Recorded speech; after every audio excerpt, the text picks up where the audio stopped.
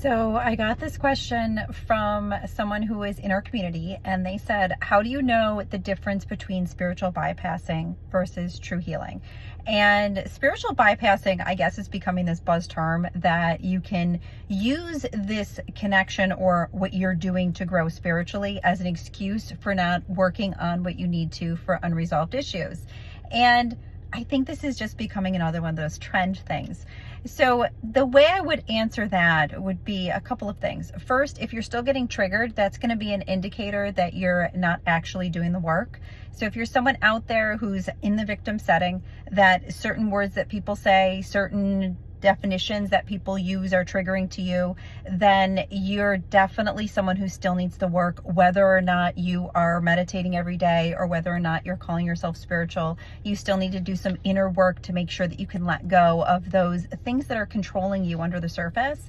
And I talk a lot about that inner work and stuff that you can do right in my book, Vibrational Architects Handbook.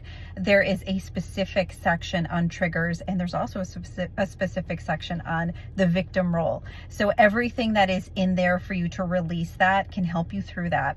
But also, it's important to understand that if you just move through things, and let's say something actually doesn't bother you from your past, that doesn't mean that you're shutting it down. That means that you've evolved past it. And sometimes healing doesn't involve going backwards.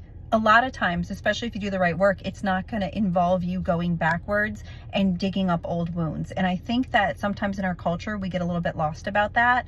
You can get lost in a frequency that you've grown past if you honestly think that you have to keep going back and digging things up. So be very careful about that. And I just wanted to make sure that everybody was aware that there is a difference, and that as long as you're not finding yourself being triggered, you've healed. So honor that, move forward, and you don't need to sometimes do the deep work. Sometimes the deep work is going to drag you back into the depth, and you don't need to go there.